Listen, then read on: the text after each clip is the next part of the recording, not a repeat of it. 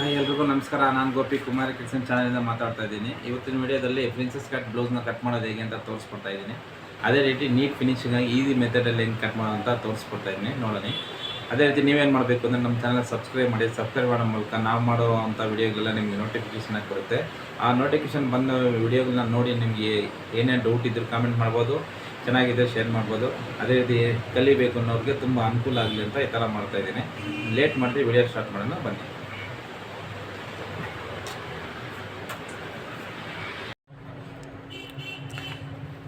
ಇವತ್ತಿನ ವಿಡಿಯೋದಲ್ಲಿ ಪ್ರಿನ್ಸಸ್ ಕಟ್ನ ತೋರಿಸ್ಕೊಡ್ತೀನಿ. ಬ್ಯಾಕ್ ರೆಗ್ಯುಲರಾಗಿ ಸೇಮ್ ಇರುತ್ತೆ. ಇದು ಈ ಥರ ಟೈಂಗ್ ಶೇಪ್ ಬಂದಾಗ ಇಲ್ಲಿ ಶೋಲ್ಡರ್ ಅರ್ಧ ಇಂಚ್ ಜಾಸ್ತಿ ಇಟ್ಕೋಬೇಕು. ಇದನ್ನು ಸ್ವಲ್ಪ ಚಿಕ್ಕ ಸೈಜ್ ಇದೆ, 33, 34, 28.5 ಇದೆ. ಆರ್ಮೋಲು 15.5 ಇದೆ. ಅದರಿಂದ ಏನು ಮಾಡಿದ್ದೀನಿ, ಇದು 5.5 ಡೌನ್ ಮಾಡ್ಕೊಂಡಿದ್ದೀನಿ. ಇದು ಈ ಕಡೆ ಮಾರ್ಜಿನ್ ಹೋಗುತ್ತೆ, ಇದು ಮಾರ್ಜಿನು ಲಾಸ್ಟ್ ವಿಡಿಯೋದಲ್ಲೇ ತೋರಿಸ್ಕೊಟ್ಟಿದ್ದೀನಿ. ಬ್ಲೌಸ್ ಲೆಂತು ಬ್ಯಾಕ್ ಹುಕ್ಸ್ ಇರೋದ್ರಿಂದ ಹಿಂಗೆ ಶೇಪ್ ಬಂದು ಇಲ್ಲಿ ಇಷ್ಟು ಹುಕ್ಸ್ ಬರುತ್ತೆ. ಇದು ಬ್ಯಾಕು ರೆಗ್ಯುಲರಾಗಿ ನಾವೇನು ಕಟ್ ಮಾಡ್ತೀವೋ ಆ ಥರ ಕಟ್ ಮಾಡ್ಕೊಂಡಿದ್ದೀವಿ. ಇದನ್ನು ಇಟ್ಕೊಂಡು ಇವಾಗ ಪ್ರಿನ್ಸಸ್ ಕಟ್ ಹೇಗೆ ಕಟ್ ಮಾಡೋದು ಅಂತ ತೋರಿಸ್ಕೊಡ್ತಾ ಇದ್ದೀನಿ. ಇವಾಗ ನಾನೇನು ಮಾಡ್ತೀನಿ, ನ್ಯೂಸ್ ಪೇಪರ್ ತೊಗೊತೀನಿ. ಏನಕ್ಕೆ ಅಂತಂದರೆ ನಾವು ಕಟ್ ಮಾಡಬೇಕಾದ್ರೆ ಸ್ವಲ್ಪ ಹೆಚ್ಚು ಕಮ್ಮಿ ಇದ್ದರೆ ಸರಿ ಮಾಡ್ಕೋಬೋದು ಅನ್ನೋದ್ರಿಂದ ನ್ಯೂಸ್ ಪೇಪರಲ್ಲಿ ಕಟ್ ಮಾಡಿಕೊಂಡ್ರೆ ತುಂಬ ಒಳ್ಳೆಯದು. ನಾನು ಡೈರೆಕ್ಟಾಗಿ ಕಟ್ ಮಾಡ್ತೀನಿ. ನೀವು ಕಲಿಬೇಕಾದ್ರೆ ಸ್ವಲ್ಪ ಹೆಚ್ಚು ಕಮ್ಮಿ ಆಗುತ್ತೆ. ಕರೆಕ್ಟಾಗಿ ಮೆಜರ್ಮೆಂಟ್ ಎಲ್ಲ ಕರೆಕ್ಟಾಗಿದೆ ಅಂದಮೇಲೆ ಅದ್ರ ಮೇಲೆ ಕಟ್ ಮಾಡಿಕೊಂಡ್ರೆ ತುಂಬ ಒಳ್ಳೆಯದು. ಲೈನಿಂಗ್ ವೇಸ್ಟ್ ಮಾಡಿದಿರ ಒಂದು ನ್ಯೂಸ್ ಪೇಪರಲ್ಲಿ ಕಟ್ ಮಾಡ್ಕೋಬೇಕು. ಫಸ್ಟು ಇಲ್ಲಿ ರೆಗ್ಯುಲರ್ ನಾವು 2 ಲೈನ್ ಹಾಕ್ತೀವಿ. ಫ್ರಂಟ್ ಹುಕ್ಸ್ ಇದ್ದರೆ 2 ಲೈನ್ ಬರುತ್ತೆ ಮಾರ್ಜಿನ್ಗೆ. ಇದು ಬ್ಯಾಕ್ ಹುಕ್ಸ್ ಆಗಿರೋದ್ರಿಂದ ಒಂದೇ ಒಂದು ಲೈನ್ ಸಾಕು. ಯಾಕಂದರೆ ಇಲ್ಲಿ ಮಾರ್ಜಿನ್ ಏನು ಬರೋಲ್ಲ, ಬ್ಯಾಕ್ ಹುಕ್ಸ್ ಬರುತ್ತೆ. ಅದಕ್ಕೆ ಒಂದು ಹುಕ್ಸ್ ಆಯಿತು, ಒಂದೇ ಒಂದು ಲೈನು. ಆ ಲೈನು ಈ ಲೈನ್ ಮೇಲೆ ಬರಬೇಕು. ಇದು ಹುಕ್ಸ್ ಮಾರ್ಜಿನ್ ಅಲ್ಲ, ಅದರಿಂದ ನೋಡಿ ಕಾಣಿಸ್ತಾ ಇದೆ. ಈ ಲೈನ್ ಕರೆಕ್ಟಾಗಿದೆ. ಇವಾಗ ಏನು ಮಾಡಬೇಕಂತಂದರೆ ಫ್ರಂಟ್ ಮೆಜರ್ಮೆಂಟ್ ತೊಗೋಬೇಕು. ಫ್ರಂಟು ಡಾಟ್ ಪಾಯಿಂಟ್ ಮಾರ್ಕಿಂಗು ಅಷ್ಟು ತೊಗೋಬೇಕು. ಡಾಟ್ ಪಾಯಿಂಟ್ ಬಂದು 9.5 ಇದೆ, ರೆಗ್ಯುಲರ್ 9.5, ಆಮೇಲೆ 13.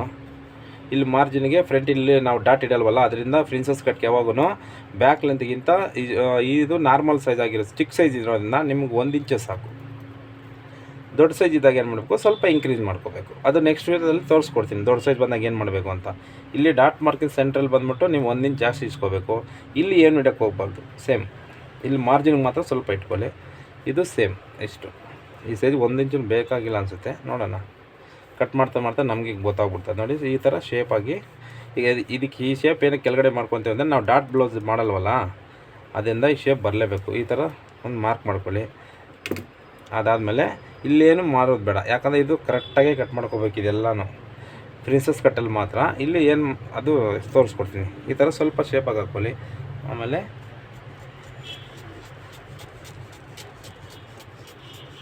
ಈ ಸೈಜ್ಗೆ ಅಷ್ಟೂ ಬೇಕಾಗಿಲ್ಲ ಅನ್ಸುತ್ತೆ, ಅದಕ್ಕೆ ಸ್ವಲ್ಪ ಕಟ್ ಮಾಡ್ಕೊಂಡು ನಮ್ಮ ಮಾಡ್ತಾ ನಿಮಗೆ ಗೊತ್ತಾಗ್ಬಿಡ್ತದೆ. ಮಾರ್ಕಿಂಗೇ ಬೇಕಾಗಿಲ್ಲ, ಹಂಗೆ ಕಟ್ ಮಾಡ್ಬೋದು. ಪ್ರಿನ್ಸಸ್ ಕಟ್ಗೆ ಈ ಸೈಡಲ್ಲೆಲ್ಲ ನೀವೇನು ಮಾರ್ಜಿನ್ ಬಿಡೋ ಅವಶ್ಯಕತೆ ಏನಿರಲ್ಲ. ನೋಡಿ ಇದಷ್ಟು ಕಟ್ ಮಾಡಿಕೊಂಡ್ರೆ ಮತ್ತು ಸೇಮ್ ಹಂಗೆ ಇದು ಜರುಗಬಾರ್ದು ಅಂತ ಇಟ್ಕೊತೀನಿ.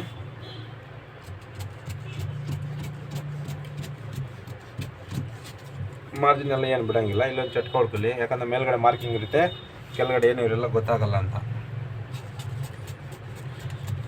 ಇದು ಆರ್ಮಲ್ ಎಲ್ಲ ಸೇಮ್ ನಾವು ರೆಗ್ಯುಲರ್ ಏನು ಕಟ್ ಮಾಡ್ತೀವಿ ಅದೇ ಥರನೇ. ಇಲ್ಲಿ ಒಂದು ಚಟ್ಕ ಗೊತ್ತಾಗೋಸ್ಕರ ಇದಿಷ್ಟು ಬ್ಯಾಕ್ ಹೆಂಗಿದೆ ಹಂಗೆ ಕಟ್ ಮಾಡಿ. ಇಲ್ಲಿ ಮಾತ್ರ ಎಕ್ಸ್ಟ್ರಾ ಬಿಟ್ಕೊಂಡಿದ್ದೀವಿ ಪ್ರಿನ್ಸಸ್ ಕಟ್ಗೆ. ಇವಾಗ ಬ್ಯಾಕ್ನ ತೆಗೆದುಬಿಡಿ. ಇವಾಗ ಇದಿಷ್ಟು ರೆಡಿ ಆಯಿತು. ಇಲ್ಲೂ ಫ್ರಂಟ್ ಹುಕ್ಸ್ ಬರುತ್ತಲ್ಲ, ಇದನ್ನು ಮಾರ್ಜಿನ್ ಬೇಡ. ಇಲ್ಲಿ ಬ್ಯಾಕ್ ಹುಕ್ಸ್ ಬರುತ್ತಲ್ಲ, ಅದಕ್ಕೆ ಇಲ್ಲೇನು ಎಕ್ಸ್ಟ್ರಾ ನಾವು ಏನು ಇಡಬಾರ್ದು. ಇದಿಷ್ಟಾಯಿತು. ನೆಕ್ಸ್ಟು ಫ್ರಂಟ್ ಶೇಪು ಒಂದು ಅರ್ಧ ಇಂಚಷ್ಟು ಬರುತ್ತೆ ರೆಗ್ಯುಲರ್ ಆಗಿಂತ. ಇಲ್ಲಿ ನೋಡಿ, ಇಲ್ಲಿ ಅರ್ಧ ಇಂಚ್ ಬರುತ್ತೆ, ಅದನ್ನು ತೋರಿಸ್ಕೊಡ್ತೀನಿ ನಾನು. ಇಲ್ಲಿ ನಾನು ನೀಟಾಗಿ ಅವ್ರವ್ರ ಸೈಜ್ ತಕ್ಕಂಗೆ ನಾವು ಫ್ರಂಟ್ ಶೇಪ್ ತೊಗೋಬೇಕು. ನೋಡಿ ಇಷ್ಟ, ಇಲ್ಲೇನು ಎತ್ತಬಾರ್ದು. ಬರ್ತಾ ನೋಡಿ ಇಷ್ಟೇ ನಾವು ಎತ್ತಬೇಕಾಗಿರೋದು ಶೇಪು. ನಾನು ಹಂಗೆ ಕಟ್ ಮಾಡ್ತೀನಿ, ನಿಮಗೆ ತೋರಿಸ್ಕೊಡ್ಬೇಕು ಅಂತ ನಾನು ನೀಟಾಗಿ ಎಕ್ಸ್ಪ್ಲೇನ್ ಮಾಡಿಕೊಂಡು ಮಾರ್ಕಿಂಗ್ ಮಾಡಿ ಕಟ್ ಮಾಡ್ತಾಯಿದ್ದೀನಿ. ಕಲಿಯೋರಿಗೆ ತುಂಬ ಅನುಕೂಲ ಆಗುತ್ತೆ ಅಂತ. ಅದಷ್ಟು ಕಟ್ಟಾಯಿತು.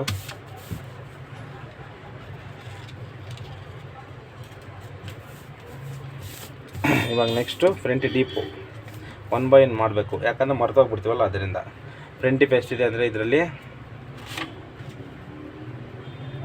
7 ಇದೆ. 7ಗೆ ಇಲ್ಲೊಂದು ಮಾರ್ಕಿಂಗು, ಆಮೇಲೆ ಡಾಟ್ ಪಾಯಿಂಟ್ ಎಷ್ಟಿದೆ 9.5 ಇದೆ, 9.5. ಆಮೇಲೆ 13ಗೆ ಇಲ್ಲೊಂದು ಮಾರ್ಕು.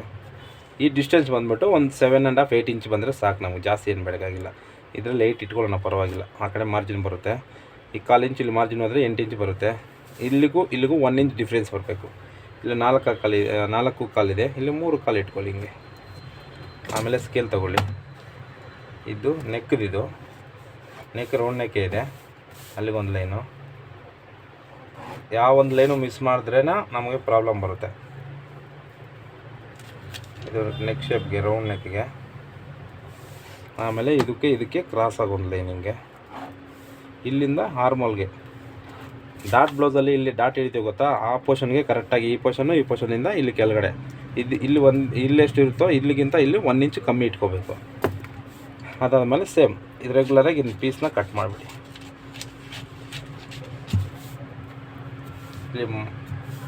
ಇಲ್ಲಿಗೆ ಕರೆಕ್ಟಾಗಿ ಜಾಯ್ನ್ ಆಗಬೇಕಿಲ್ಲ ಅಂದರೆ ಹೆಚ್ಚು ಕಮ್ಮಿ ಬರುತ್ತೆ. ಅದಕ್ಕೊಂಡು ಡಾಟ್ ಮಾರ್ಜಿನ್ ಅಂತ, ಡಾಟ್ ಪಾಯಿಂಟ್ ಗೊತ್ತಾಗಬೇಕು ಅಂತ ಇಲ್ಲೊಂದು ಚಟ್ಕ. ಮತ್ತು ಈ ಪೀಸ್ ರೆಡಿ ಇರುತ್ತೆ, ಇದನ್ನ ಹತ್ತಿ ಹಂಗೆ ಲೈನಿಂಗ್ ಮೇಲೆ ಕಟ್ ಮಾಡ್ಕೊಳ್ಳೋದು ಅಷ್ಟೇ. ಅದರಲ್ಲಿ ಏನು ಮಾರ್ಜಿನ್ ಇಡೋಂಗಿಲ್ಲ. ಇದರಲ್ಲಿ ಮಾತ್ರ ಉಲ್ಟಾ ತಿರ್ಸ್ಕೊಂಡು ಮಾರ್ಜಿನ್ಗೆ ಒಂದು ಲೈನು ನೋಡಿ. ಇದು ಬ್ಲೌಸ್ ಕಟ್ ಮಾಡ್ತಾ ಇದ್ದೀನಿ.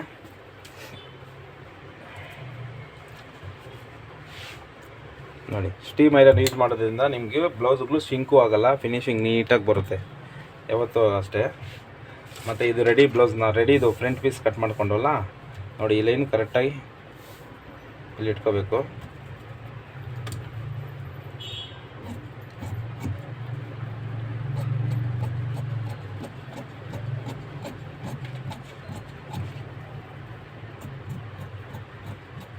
ಸೇಮ್ ಹಂಗೆ ರೆಡಿ ಪೀಸ್ ಇದು ಕಟ್ ಮಾಡ್ಕೊಳ್ಬೇಕು.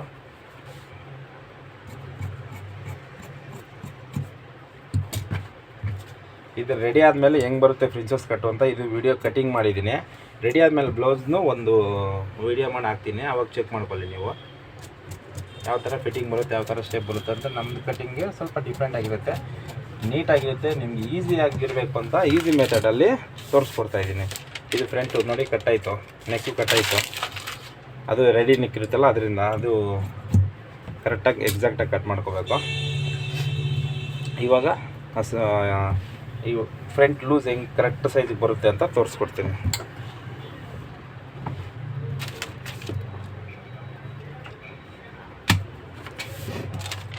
ಇಲ್ಲಿ ಡಾಟ್ ಪಾಯಿಂಟ್ ಇದು ಚಟ್ಕ ಹೊಡ್ಕೊಂಡ್ವಲ್ಲ ಹಿಂಗೆ ಇಟ್ಕೊಳ್ಳಿ. ಡಾಟ್ ಪಾಯಿಂಟಿಗೆ ಸ್ಟ್ರೈಟಾಗಿ ಒಂದು ಲೈನ್ ಹಾಕ್ಕೊಳ್ಳಿ ಹಿಂಗೆ. ಇದು ಹಿಂಗೆ ಸೇಮ್, ಇದು ಮಾತ್ರ ಸೆಂಟ್ರಲ್ಲಿ ಒಂದು ಲೈನ್ ಹಾಕ್ಕೊಂಡಿದ್ದೀವಿ. ಇಲ್ಲೂ ಸೇಮ್ ಇರುತ್ತೆ. ಡಾಟ್ ಮಾರ್ಜಿನ್ಗೆ ಇಲ್ಲಿ ಡಾಟ್ ಹಿಡಿತೀವಲ್ಲ ನಾರ್ಮಲ್ ಬ್ಲೌಸ್ಗೆ, ಅದು ಇಲ್ಲಿ ಕಟ್ ಆಗುತ್ತೆ. ಅದಕ್ಕೆ ಇಲ್ಲೇನು ಮಾರ್ಜಿನ್ ಬಿಡಬಾರ್ದು, ಇಲ್ಲಿ ಆರ್ಮೋಲ್ ಕಟಿಂಗ್ ಹತ್ರ ಏನು ಬಿಡಬಾರ್ದು. ಇಲ್ಲಿ ಬ್ಯಾಕಲ್ಲಿ ಡಾಟ್ ಮಾರ್ಜಿನ್ ಇಟ್ಟಿರ್ತೀವಲ್ಲ, ಇದನ್ನು ಫ್ರಂಟಲ್ಲಿ ನಾವು ಹಂಗೆ ಸ್ಟ್ರೈಟ್ ಕಟ್ ಮಾಡ್ಕೊಂಡ್ವಿ. ಅದಕ್ಕೆ ಇಲ್ಲಿ ಅರ್ಧ ಇಂಚ್ ಕಮ್ಮಿ, ಇಲ್ಲಾಂದರೆ ವೇಸ್ಟ್ ಲೂಸ್ ಜಾಸ್ತಿ ಬರುತ್ತೆ. ಆಮೇಲೆ ಇದೆಷ್ಟಿದೆ 33, 34, 28.5 ಇದೆ. 28.5 ಇರೋದ್ರಿಂದ 33, 3, 1.5, 4, 5 ಇಂಚು. 5 ಇಂಚಲ್ಲಿ ಅಂದರೆ 4 ಭಾಗ ಮಾಡಿದ್ರೆ ನಿಮಗೆ 1.5 ಬರುತ್ತೆ. 1 ಕಾಲು ಇಟ್ಕೊಂಡ್ರೆ ಸಾಕಿದ್ದಕ್ಕೆ 1 ಕಾಲು 2.5, 5 ಇಂಚು.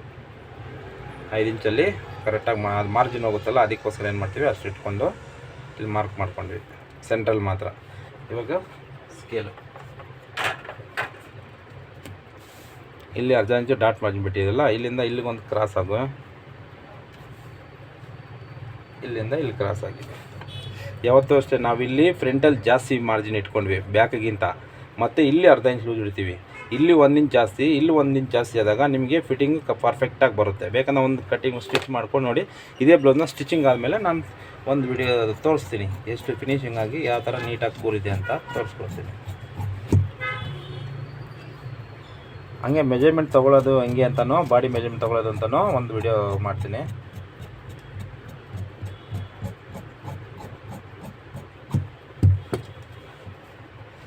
ನೋಡಿ ಅಷ್ಟು ಆ ಪೀಸನ್ನ ತೆಗೆದುಬಿಡಿ.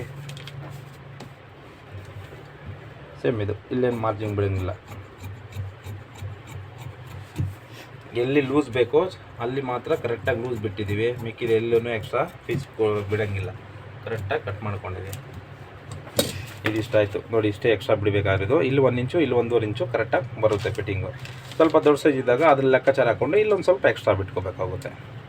ಮೆಜರ್ಮೆಂಟ್ ಹೆವಿ ಸೈಜ್ ಇದ್ದಾಗ ನಾನು ತೋರಿಸ್ಕೊಟ್ಟಿದ್ದೆ, ಇನ್ನೊಂದು ಸ್ವಲ್ಪ ನೀಟಾಗಿ ಶೇಪ್ ಬರೋ ಥರ ಇದೆ ಎತ್ಕೊಳ್ಳಿ.